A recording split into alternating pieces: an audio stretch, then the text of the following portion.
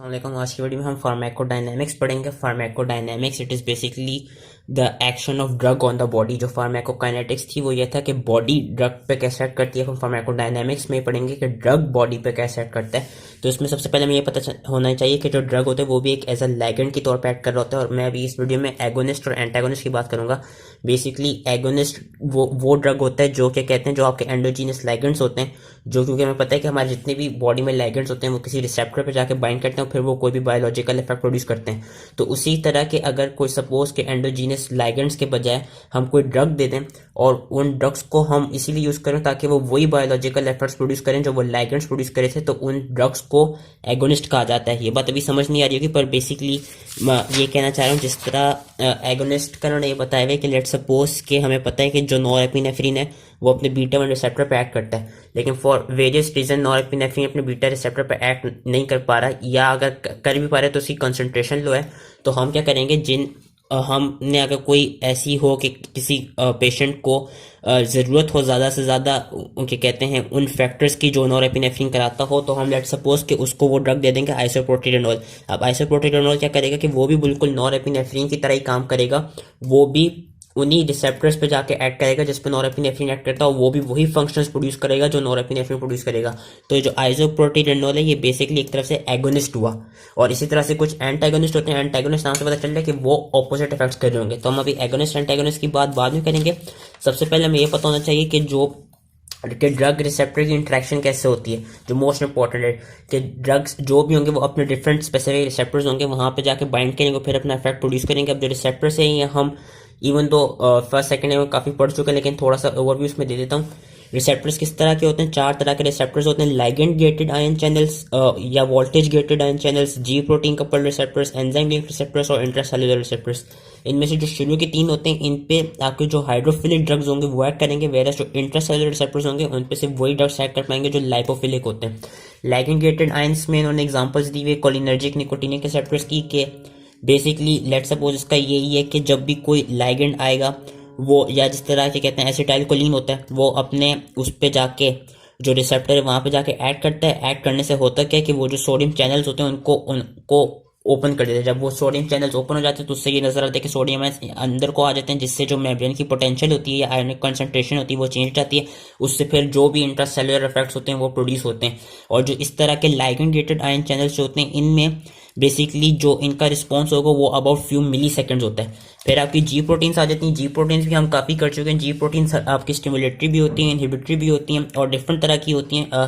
एक जी protein Q type की होती थी, उसकी मैं भी फुल फॉर्म भूल गया, लेकिन जी प्रोटीन का भी उन्होंने यही दिखाया हुआ है कि जो जी प्रोटीन होते हैं इनका भी नो के इनका एक रिसेप्टर होता है जिस पे जाके कोई भी लिगेंड, हार्मोन या न्यूरो रिसेप्टर या ड्रग आके बाइंड करेगा। उसके बाइंड होने से होगा क्या कि जो जी प्रोटीन है उसका जो अल्फा पार्ट होगा, लेट्स सपोज स्टिमुलेटरी है, तो स्टिमुलेटरी में क्या होगा कि जो अल्फा पार्ट होगा वो जीटीपी को एक्टिवेट करेगा। जैसे जीटीपी एक्टिवेट होगी तो होगा कि अल्फा पार्ट बीटा और गामा से डिसोसिएट हो जाएगा और अल्फा पार्ट जाके एडेनाइल साइक्लेस को एक्टिवेट कर देगा। उससे होगा कि जो साइक्लिक एएमपी प्रोड्यूस होगा वो एज सेकेंडरी मैसेंजर के तौर पर एक्ट करेगा एंड वो जो भी बायोलॉजिकल फंक्शंस हैं उनको प्रोड्यूस करेगा। जो आपकी जी प्रोटीन इनहिबिटरी होती है उसमें ऑपोजिट हो जाता है, उसमें साइक्लिक एएमपी की जो कंसंट्रेशन है उसको कम कर दिया जाता है। और आपकी जो डिफरेंट तरह की जी क्यू तरह की जो जी प्रोटीन्स होती हैं उनमें जो सेकेंडरी मैसेंजर्स होते हैं उनमें आइनोसिटोल ट्राइफॉस्फेट और जो डायसाइलग्लिसरॉल है वो as a secondary messenger act कर रहे होते हैं। और ये भी इनका काम क्या होता है कि डिफरेंट प्रोटीन काइनेसिस को एक्टिवेट करते हैं। आइनोसिटोल ट्राइफॉस्फेट हमें पता है कि वो कैल्शियम आयंस की कॉन्सेंट्रेशन को इंक्रीज करता है, जिससे फिर जो भी बायोलॉजिकल इफेक्ट प्रोड्यूस होना है वो हो जाता है। ये सब चीज़ हम काफ़ी पढ़ चुके हैं, तो इसलिए मैं इसका बस एक ओवरव्यू दे रहा हूँ। फिर आपके डिफरेंट एंजाइम क्या कहते हैं, आपके डिफरेंट एंजाइम लिंक रिसेप्टर्स होते हैं। जिस तरह यहाँ पे उन्होंने एग्जांपल दी हुई इंसुलिन रिसेप्टर की कि इंसुलिन जब अपने रिसेप्टर पे जैसे ही ऐड करेगा तो उसके पास टायरोसिन काइनेस एंजाइम जैसी वो होती है, क्या कहते हैं, मायोटी होती है, और वो क्या करती है वो अपने आप को ऑटोफॉस्फोराइलेट कर देती है। जब वो ऑटोफॉस्फोराइलेट हो जाती है तो उससे होता है कि उससे फिर आगे क्या कहते हैं जो भी जिस तरह दिखाया हुआ कि receptor tyrosine kinase phosphorylates other proteins, for example insulin receptor substrates which activates multiple signaling pathways and it phosphorylates and promotes activation of other protein kinases and phosphatases leading to biological actions of insulin के इनमें भी यही होता है कि जैसे कोई आपका आया ड्रग आया या कोई भी लाइगेंड आया वो उस जो उसके अंदर एंजाइमिक एक्टिविटी है उसको एक्टिवेट करेगा फर्दर, और फॉस्फोराइलेशन कराएगा, जिससे रिसेप्टर की फॉस्फोराइलेशन कराएगा, जिससे फिर जो भी बायोलॉजिकल इफेक्ट्स प्रोड्यूस होने वो हो जाएंगे। और जो ये वाला रिस्पॉन्स होता है ये अबाउट आई बिलीव ये अबाउट मिनट्स टू आवर्स तक लास्ट कर सकता है। लास्ट इंट्रासेलुलर रिसेप्टर्स होते हैं, ये भी हम पढ़ चुके हैं। तो ये सारे वो वाले रिसेप्टर्स होते हैं जो या तो न्यूक्लियस पे पाए जाते हैं या सेल के अंदर पाए जाते हैं। इनमें बेसिकली ट्रांसक्रिप्शन फैक्टर्स के कहते हैं भी आ जाते हैं कि इसमें होता क्या है कि जो भी ड्रग है या जो भी लाइपोफिलिक हार्मोन न्यूरोट्रांसमीटर है वो अपने रिसेप्टर पर बाइंड करेगा, फिर वो हार्मोन रिसेप्टर कॉम्प्लेक्स है, वो ड्रग रिसेप्टर कॉम्प्लेक्स न्यूक्लियस पे हमने पढ़ा था, वो एक रिस्पॉन्स एलिमेंट जगह होती थी, वहां पे जाके बाइंड करेगा, वहां पे जाके वो फिर ट्रांसक्रिप्शन कराएगा, ट्रांसक्रिप्शन से आरएनए बनेगी, आरएनए की ट्रांसलेशन होगी, ट्रांसलेशन से डिफरेंट प्रोटीन्स बनेगी, प्रोटीन्स फिर डिफरेंट बायोलॉजिकल इफेक्ट्स प्रोड्यूस करेंगी। तो ये थी डिफरेंट तरह की ड्रग रिसेप्टर के कहते हैं इंटरेक्शंस, कि किस किस तरह के रिसेप्टर्स होते हैं, डिफरेंट तरह की सिग्नल ट्रांसडक्शंस। अब इन सिग्नल ट्रांसडक्शंस के और फायदा क्या है इसमें, एक तो ये कि अगर छोटा सा भी लेट सपोज कोई हल्का सा भी सिग्नल आ जाए तो वो इतना एम्पलीफाई हो जाता है, जिसके एम्पलीफाई होने से कि स्मॉल सिग्नल भी अपना ज्यादा से ज्यादा बायोलॉजिकल इफेक्ट प्रोड्यूस करता है। एक तो इसका ये एडवांटेज है। दूसरा इसका क्या है कि it has a mechanism to protect the cell from excessive stimulation. इसमें एक चीज होती है जिसका नाम है, जिसको हम ये कहते हैं, एक फिनोमेना होता है जिसका नाम होता है टैकीफाइलेक्सिया। टैकीफाइलेक्सिया क्या होता है कि लेट सपोज अगर आप किसी भी रिसेप्टर को कंटिन्यूअसली वो कराते हैं, एक्टिवेट कराते हैं, तो क्या कहते हैं ड्यूरिंग लॉन्ग रन होगा क्या कि फिर रिपीटेड एडमिनिस्ट्रेशन से जो वो रिसेप्टर है वो फिर डिसेंसिटाइज हो जाएगा। यानी कि अगर आप रिपीटेड या कंटिन्यूस एडमिनिस्ट्रेशन देते रहे किसी भी ड्रग की, तो it will often lead to changes in responsiveness of the receptor, यानी कि रिसेप्टर डिसेंसिटाइज हो जाएगा, और जब ज्यादा ड्रग की स्टिमुलेशन से वो फिर ऐसा होगा कि वो उस तरह से एक्टिवेट ना हो सके जिस तरह वो पहले हो रहा था। इस फिनोमेना को कहते हैं टैकीफाइलेक्सिया। ये इन्होंने यहाँ पे दिखाया हुआ भी है कि लेट्स सपोज अगर कम टाइम में हमने ज्यादा डोज दे दी एक ड्रग की, तो वो जो रिसेप्टर था वो फिर अपना रिस्पॉन्स उस तरह नहीं दे पाएगा जिस तरह पहले दे रहा था। रिसेप्टर को अपने एक रिफ्रैक्टिव पीरियड में जाना होता है, जिससे वो फिर वापस अपनी नॉर्मल मायोटी में आ जाए। जब वो नॉर्मल मायोटी में आ जाए देन हम फिर से जब वो क्या कहते हैं डोज देंगे, देन वो वही रिस्पॉन्स प्रोड्यूस करेगा जो वो ओरिजिनली प्रोड्यूस कर रहा था। फिर एक आगे आते हैं dose response relationship. Dose response relationship ये बेसिकली इसमें आ जाता है graded dose response relationship, and इसमें दो कहते हैं टर्म्स हैं, पोटेंसी एंड एफिकेसी। ये क्या होती है कि बेसिकली ये देखा गया कि जैसी कॉन्सेंट्रेशन ऑफ ड्रग इंक्रीज होगी, जो उसका फार्मोलॉजिकल इफेक्ट होगा वो भी ग्रेजुअली इंक्रीज होगा, क्योंकि वो अब जो रिसेप्टर्स हो रहे होंगे वो ऑक्यूपाई हो रहे होंगे जैसे हम जितने ड्रग्स देंगे। अब एक चीज होती है पोटेंसी और एफिकेसी। पोटेंसी क्या होती है? पोटेंसी बेसिकली ये होती है कि लेट्स सपोज ये जो ड्रग्स दिखाए हुए कि जैसे इनकी कॉन्सेंट्रेशन बढ़ा रहे हैं वैसे ही जो ड्रग का इफेक्ट है वो बढ़ रहा है, और वो क्या कहते हैं एट द लॉन्ग रन वो फिर 100% पे जा रहा है। इनको लॉगरिथम के थ्रू दिखाया हुआ है, और ये नॉर्मल उसका ग्राफ दिखाया हुआ है। इसमें उन्होंने दिखाया हुआ क्या है, पोटेंसी बेसिकली वो ड्रग की कॉन्सेंट्रेशन होती है जिसपे उस ड्रग का जो मैक्सिमल इफेक्ट है वो 50% हो रहा हो। ये कि जिस तरह जिस ड्रग कॉन्सेंट्रेशन पे उसका जो मैक्सिमल इफेक्ट होता है कि 100% इफेक्ट प्रोड्यूस करेगा ड्रग, वो जिस कॉन्सेंट्रेशन पे वो 50% अपना प्रोड्यूस कर रहा होगा ना इफेक्ट, उस ड्रग कॉन्सेंट्रेशन को हम कहेंगे पोटेंसी।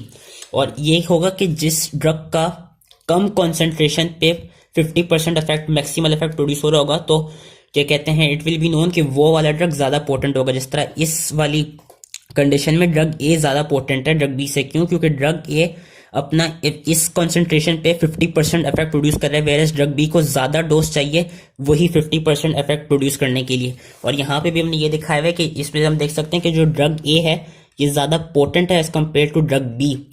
अब एफिकेसी क्या होती है? एफिकेसी ये होती है कि मैक्सिमल के वही जिस तरह हमने एंजाइम और सबस्ट्रेट में वी मैक्स नहीं पढ़ सकते, तो उसी तरह एफिकेसी होती है कि वो कॉन्सेंट्रेशन जिस पे 100% आपका वो क्या कहते हैं एफिकेसी बेसिकली कि magnitude of response to drug causes when it interacts with receptor के बेसिकली वो कह लें वो कॉन्सेंट्रेशन जिस पे ड्रग ने पूरे रिसेप्टर्स को ऑक्यूपाई कर लिया और अपना 100% इफेक्ट प्रोड्यूस कर रहा हो। जिस तरह यहाँ पे दिखाया हुआ ये जो है ये एफिकेसी है कि जहाँ पे वो अपना 100% इफेक्ट जो है वो बेसिकली प्रोड्यूस कर रहा है। उसको क्या कहते हैं ईमैक्स, जो ईमैक्स होता है उसको मैक्सिमल एफिकेसी कहते हैं। सॉरी, एफिकेसी तो ये होती है कि magnitude of response a drug causes when it interacts with receptor, and maximal efficacy वो होती है कि जहाँ पे वो 100% रिस्पॉन्स अपना प्रोड्यूस कर रहा होगा। जिस तरह इसमें दिखाया हुआ है कि जो ड्रग सी है इसकी एफिकेसी कम है कंपेयर टू ड्रग ए और बी, क्योंकि इसका ये दिखाया हुआ है कि ड्रग सी एक तो ये लेस पोटेंट भी है क्योंकि इसकी जो 50% है वो काफी ज्यादा डोज पे क्या कहते हैं उसका वो 50% इफेक्ट आ रहा है। दूसरा इसका ये दिखाया दिया है कि ड्रग ए और बी का जो बायोलॉजिक इफेक्ट है वो 100% आ रहा है, वेरेज ड्रग सी का 50% आ रहा है। तो इसकी एफिकेसी है वो कम है compare to drug A and drug B. और ये क्या कहते हैं ग्रेडेड डोज, और इन्हीं क्या कहते हैं, हम लेट सपोज किसी को अगर कोई ड्रग्स की डोज देनी हो तो हम एफिकेसी को यूज करते हैं कंपेयर टू पोटेंसी। कि क्या कहते हैं कि जिस ड्रग की भी एफिकेसी ज़्यादा होगी हम उस ड्रग को हम अपने पेशेंट को प्रिस्क्राइब करेंगे। ये एफिकेसी थी एंड योर पोटेंसी थी, और यही बेसिकली इन दोनों ने पैराग्राफ्स लिखा हुआ है। आगे को अब हम आ जाते हैं कि एगोनिस्ट और एंटागोनिस्ट क्या होते हैं। एगोनिस्ट का मैंने आपको बता दिया कि एगोनिस्ट क्या होता है, कि basically it is a drug, कि वही ड्रग की फॉर्म का ड्रग ही है जो भी एंडोजीनियस सबस्ट्रेट है लाइगेंड जो भी रिसेप्टर पे बाइंड करेगा उसी तरह का वो एक्शन प्रोड्यूस करता है। अब there are different types of agonist, full agonist, partial agonist और इनवर्स एगोनिस्ट। फुल एगोनिस्ट क्या होते हैं? फुल एगोनिस्ट वो ड्रग्स होते हैं जो जब अपने उस रिसेप्टर पे बाइंड करेंगे तो वो मैक्सिमल बायोलॉजिक रिस्पॉन्स प्रोड्यूस करेंगे that mimics the response to endogenous ligand. It is a full agonist. इस तरह ये दिखाया हुआ है कि लेट सपोज हमने क्या कहते हैं अल्फा 1 एड्रीनो जो रिसेप्टर्स होते हैं वहाँ पे यूजली एपिनेफ्रीन एक्ट करता है। अगर एपिनेफ्रीन की जगह हमने फिनाइलफ्रीन दे दिया तो जो एपिनेफ्रीन का इफेक्ट होता था वही इफेक्ट फिनाइलफ्रीन का ही होगा। मतलब फिनाइलफ्रीन वही इफेक्ट्स प्रोड्यूस करेगा जो एपिनेफ्रीन प्रोड्यूस कर रहा है, कि बेसिकली कोई डिफरेंस नजर नहीं आएगा। अगर आप एपिनेफ्रीन या फिनाइलफ्रीन दोनों में से कोई भी एक्ट कर रहे हो अपने रिसेप्टर पे, उसका जो रिस्पॉन्स आ रहा होगा वो 100% की आ रहा होगा। तो उस तरह के एगोनिस्ट को, जो फिनाइलफ्रीन होगा उस तरह के एगोनिस्ट को हम कहेंगे फुल एगोनिस्ट। कि full agonist produces complete activation of a receptor at high drug concentration. ये हम देख भी सकते हैं। पार्शियल एगोनिस्ट का क्या होगा? पार्शियल एगोनिस्ट बेसिकली वो एगोनिस्ट होंगे जो इवन तो रिस्पॉन्स में प्रोड्यूस करेंगे लेकिन वो फुल नहीं होगा, मतलब वो फुली 100% नहीं होगा। कि partial agonist binding results in less than 100% activation even at very high concentration. इन्होंने पार्शियल एगोनिस्ट दिखाया हुआ है कि इसके भी ड्रग कॉन्सेंट्रेशन के बढ़ाने से जो इसका रिस्पॉन्स है वो इतना ज़्यादा, वो फुली 100% नहीं है लेकिन टू सम एक्सटेंट वो अपना रिस्पॉन्स दे रहा होगा।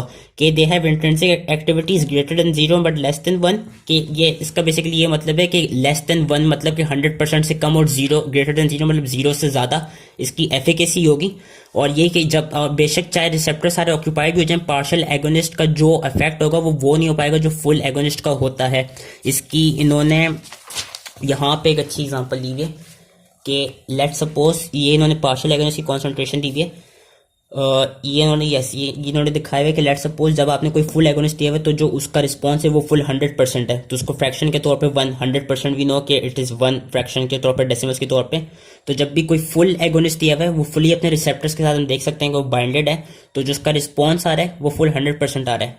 अब लेट सपोज आपने इन रिसेप्टर्स में फुल एगोनिस्ट की जगह पार्शियल एगोनिस्ट लगा दिया, जिस तरह यहाँ।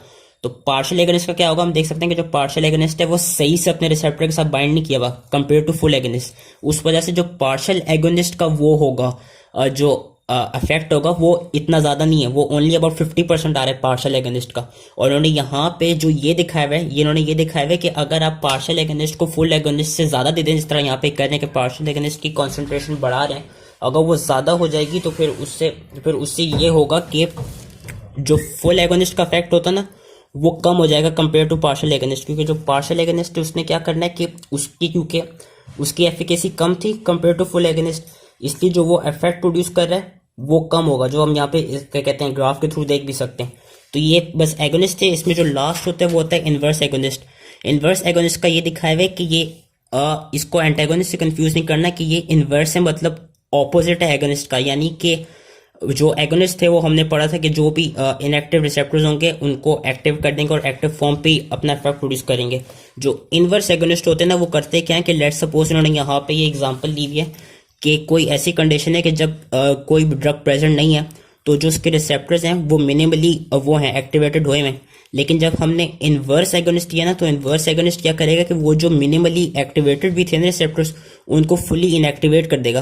तो उस तरह हम देख सकते हैं कि जो इनवर्स एगोनिस्ट होते हैं ना वो basically it produces a response below the baseline response measured in the absence of drug. के जो कि वो क्या कहते हैं, जो अगर समझो कोई ड्रग नहीं है तो उस वक्त भी थोड़ा बहुत जो रिसेप्टर्स एक्टिव होंगे ना वो उससे भी ज़्यादा कम कर देगा उन रिसेप्टर्स को। ये होता है जो पूरे उन्होंने पैराग्राफ में समझाया है कि unbound receptors are inactive and require interaction with an agonist to assume an active conformation.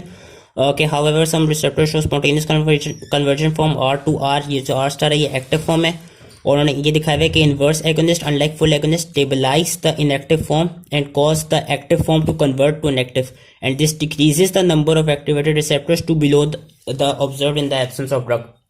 I hope ये इनवर्स एगोनिस्ट की कहानी समझ में आ गई हो। फिर आ जाते हैं एंटागोनिस्ट। अब एंटागोनिस्ट बेसिकली उसी तरह ही होते हैं जिस तरह हम एंजाइम्स में वो पढ़ते थे, क्या कहते हैं, रिवर्स कॉम्पिटिटिव इनहिबिशन और नॉन कॉम्पिटिटिव इनहिबिशन। कि बेसिकली ये है कि कोई भी कॉम्पिटिटिव एंटागोनिस्ट क्या करेगा कि एंटागोनिस्ट है जब वो क्या कहते हैं एगोनिस्ट के साथ वो बेसिकली कंपीट करेगा रिसेप्टर साइड पे। तो अगर हमें कोई भी रिस्पॉन्स चाहिए होगा तो हमको एगोनिस्ट की कॉन्सेंट्रेशन बढ़ानी होगी। It is just like competitive inhibition कि इन्होंने यहाँ पे दिखाई हुई है। लेट्स सपोज ये ड्रग है, ये यहाँ पे उन्होंने दिखाया हुआ है ये कोई भी ड्रग है अलोन, ये अपना क्या कहते हैं इस तरह रिस्पॉन्स दे रहा है। जैसे हमने कोई कंपेटिटिव रिवर्सिबल एंटागोनिस्ट डाल दिया उससे होगा क्या, यही इफेक्ट प्रोड्यूस करने के लिए हमें ड्रग कॉन्सेंट्रेशन ज़्यादा चाहिए होगी। उस केस में हो क्या जाएगा, उस केस में जो ड्रग होगा उसको वो क्या कहते हैं उसकी पोटेंसी को कम कर देगा एंटागोनिस्ट। ये इन्होंने यहाँ पे दिखाया हुआ है कि लेट सपोज इन्होंने यहाँ पे एग्जांपल दी है टेराजोसिन की कि एड्रीनो जो अल्फा 1 एड्रीनो रिसेप्टर होते हैं इस पे यूजुअली नॉरएपिनेफ्रिन ऐड करता है। लेकिन लेट सपोज अगर आपने टेराजोसिन दे दिया, अब टेराजोसिन जो है वो एंटागोनिस्ट है, तो इस स्टेट में होगा क्या, हमें बहुत ज़्यादा कॉन्सेंट्रेशन चाहिए होगी नॉरएपिनेफ्रिन की ताकि वो अपना फंक्शन परफॉर्म कर सके और वो टेराजोसिन को एक तरफ से उससे कम्पीट कर सके, कम्पीट करके फिर अपना एक्शन परफॉर्म कर सके। तो ये चीज़ इन्होंने यहाँ पे दिखाई है। ये it is just like competitive inhibition. फिर आपकी आ जाती है इरिवर्सिबल एंटागोनिस्ट। इरिवर्सिबल एंटागोनिस्ट में आपके नॉन कम्पिटिटिव और एलोस्टेरिक आ जाते हैं। एलोस्टेरिक तो नाम से पता चल रहा है कि वो बेसिकली उस साइड पे जाके बाइंड कर जाएंगे जो कि एलोस्टेरिक साइड होगी, जिसकी वजह से जो रिसेप्टर होगी उसकी जो ओरिजिनल मोइटी होगी वो डिफॉर्म हो जाएगी, जिसकी वजह से अगर एगोनिस्ट क्या कहते हैं वहाँ पे प्रेजेंट भी होगा ना तो वो अपना सही से एक्शन परफॉर्म कर नहीं पा रहा होगा। और नॉन कम्पिटिटिव जो इरिवर्सिबल एंटागोनिस्ट होंगे वो उसका यही है कि इन्होंने यहाँ पे दिखाया हुआ है वो क्या करेंगे, उसमें बस याद रखना कि जो आपके जितने भी इरिवर्सिबल एंटागोनिस्ट है ना, whether it being non competitive और एलोस्टेरिक, वो उसकी जो मैक्सिमल एफिकेसी है उसको कम कर देंगे। जिस तरह यहाँ पे दिखाया हुआ है कि कोई भी नॉन कम्पिटिटिव एंटागोनिस्ट दे दिया उससे जो उस ड्रग की वो थी बायोलॉजिकल इफेक्ट था वो कम हो गया। और कंपेटिटिव में क्या होगा कि ज़्यादा जब ड्रग देंगे तो उसका जो बायोलॉजिकल इफेक्ट है ओरिजिनल वो प्रोड्यूस हो जाएगा। लास्ट इन्होंने जो चीज़ बताई हुई वो बताई हुई फंक्शनल एंटागोनिज्म। फंक्शनल एंटागोनिज्म ये है कि जो आपका जो ड्रग होगा वो उन रिसेप्टर्स पे नहीं बाइंड करेगा बल्कि डिफरेंट रिसेप्टर्स पे बाइंड करेगा, और फिर डिफरेंट रिसेप्टर्स पे बाइंड करके वो एक जो ओवरऑल इफेक्ट होता है उसको वो कर देगा, क्या कहते हैं ऑपोजिट कर देगा। जिस तरह ने यहाँ पे दिखाया हुआ है कि जो लंग्स होती है हमारी, अब हमारी लंग्स में बीटा-2 एड्रीनोसेप्टर्स होते हैं जहाँ पे एपिनेफ्रिन जाके बाइंड करता है और जो स्मूथ मसल्स होते हैं उनको रिलैक्स करा देता है। लेकिन लेट सपोज अगर हम इन पेशेंट्स में हिस्टामिन दे दें तो अब हिस्टामिन क्या करेगा, हिस्टामिन उनकी जो लंग्स में जो आपका ब्रोंकियल स्मूथ मसल्स हैं उनकी ब्रोंको कंस्ट्रिक्शन करा देगा। लेकिन वो ब्रोंको कंस्ट्रिक्शन कराएगा कैसे कि वो अपने H1 रिसेप्टर्स के साथ जाके बाइंड करेगा और फिर ब्रोंको कंस्ट्रिक्शन कराएगा। मतलब नॉर्मली हम ये एक्सपेक्ट करेंगे कि अगर हिस्टामिन ने जो एपिनेफ्रिन के रिसेप्टर है वहाँ पे जाके ऐड किया होता तो ब्रोंको कंस्ट्रिक्शन कराता, लेकिन यहाँ पे वो कर क्या रहा है कि वो एपिनेफ्रिन के रिसेप्टर पे ऐड नहीं कर रहा बल्कि जो उसके अपने रिसेप्टर हैं उन पे ऐड कर रहा है, जिसकी वजह से वो ब्रोंको कंस्ट्रिक्शन हो रही है। तो मतलब जो एक ओवरऑल इफेक्ट है वो ऑपोजिट प्रोड्यूस हो रहा है। तो जो इस तरह की एंटागोनिज्म होती है ना ये होती है फिजियोलॉजिकल एंटागोनिज्म। लास्ट पर उन्होंने बताई हुई quantal dose relationship. Quantal dose relationship is basically a dose of drug के एक ये भी एक तरफ से ग्राफ ही होता है जो कि ड्रॉ किया जाता है to the dose of drug and proportion of population of patients that responds to it. क्या कहते हैं कितनी डोज पे उन पेशेंट्स में कितना वो एक तरफ से आप कह सकते हैं कितना क्या कहते हैं उन पे वो इफेक्टिव हैं, वो उसको क्वांटल डोज रिलेशनशिप कहते हैं। इसमें एक चीज़ आज थी जो कि आपकी इंपॉर्टेंस की वो है थेराप्यूटिक इंडेक्स। थेराप्यूटिक इंडेक्स क्या होता है कि it is a basically ratio of क्या कहते हैं dose of drug to it is a basically कि कोई भी therapeutic index of a drug is a ratio of the dose that produces toxicity in half the population to the dose that produces a clinically desired or effective response in half the population। इसकी जो basically ये definition है ना ये याद कर लेनी है। और इसमें बस एक चीज़ याद रखने वाली है कि जिन ड्रग्स का जो थेराप्यूटिक इंडेक्स है वो नैरो होगा तो वो ड्रग्स मतलब ये है कि अगर हम उनको ज़्यादा कॉन्सेंट्रेशन में देंगे तो उससे जो उनके साइड इफेक्ट्स होते हैं वो ज़्यादा, जो उनके एडवर्स इफेक्ट्स होते हैं वो ज़्यादा ईजिली विजिबल हो जाएंगे। वेरएस वो ड्रग्स जिनका थेराप्यूटिक इंडेक्स वाइडर होगा उनमें ये होगा कि हम उनको अगर ज़्यादा कॉन्सेंट्रेशन में दे भी दें तो उसमें होगा ये कि वो सेफ होते हैं कंपेयर टू वो वाले ड्रग्स जो जिनका जो थेराप्यूटिक इंडेक्स है वो नैरो होता है। जिस तरह यहाँ पे एग्जांपल ली हुई वॉरफेरिन की, और जिन्होंने ये दो ग्राफ्स दिखाए हुए हैं कि ये वॉरफेरिन है, इसका स्मॉल थेरेप्यूटिक इंडेक्स है, ये पेनिसिलिन है, इसका लार्ज थेरेप्यूटिक इंडेक्स है। इसमें उन्होंने दिखाया हुआ ये कि लेट सपोज हमने वॉरफेरिन की वो कॉन्सेंट्रेशन बढ़ाना शुरू की तो जो डिजायर्ड इफेक्ट है वो प्रोड्यूस हो रहा है, और परसेंटेज ऑफ पेशेंट दिखाया हुआ है कि वो 100% आपके पेशेंट्स में इस डोज पे प्रोड्यूस हो रहा है। लेकिन उन्होंने ये भी दिखाया हुआ है कि जो अनवांटेड एडवर्स इफेक्ट्स हैं वो भी आने लगे। तो वो इसलिए आने लगे क्योंकि इसका जो थेराप्यूटिक इंडेक्स है वो नैरो है।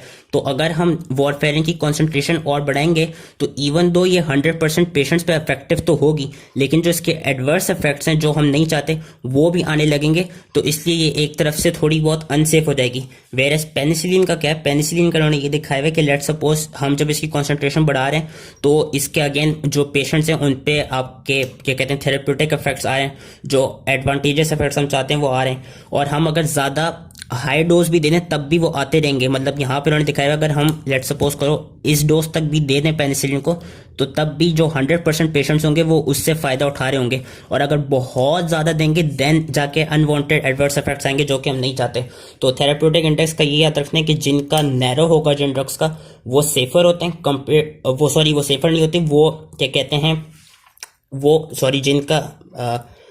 जिन ड्रग्स का थेरेप्यूटिक इंडेक्स वाइडर होता है वो काफ़ी सेफ होते हैं कंपेयर टू वो ड्रग्स जिनका थेरेप्यूटिक इंडेक्स जो है वो क्या कहते हैं आपका नैरो, वो आपका लो। और क्वांटल डोज रिस्पॉन्स रिलेशनशिप ये है कि बेसिकली ये हमने वो ग्राफ बनाया हुआ है उन के कहते हैं एक ड्रग आपके कितने परसेंट पेशेंट्स पे अफेक्टिव है, उसको क्वांटल डोज रिलेशनशिप कहते हैं। तो that was it. I hope ये सारा इजीली समझ में आ गया। ये जितना भी जो चैप्टर था ये फार्माकोडायनामिक्स का था, इसमें बेसिकली जो ग्राफ्स हैं ग्राफ्स काफ़ी अच्छे बने हुए हैं, इससे हम पढ़ सकते हैं। और जिसमें डिफरेंट ड्रग्स की एग्जांपल दी हुई है उसको बस थोड़ी सी क्या कहते हैं हम याद कर लें तो ये चैप्टर इजीली हो जाएगा। तो आई होप ये इजीली समझ में आ गया हो एंड थैंक यू।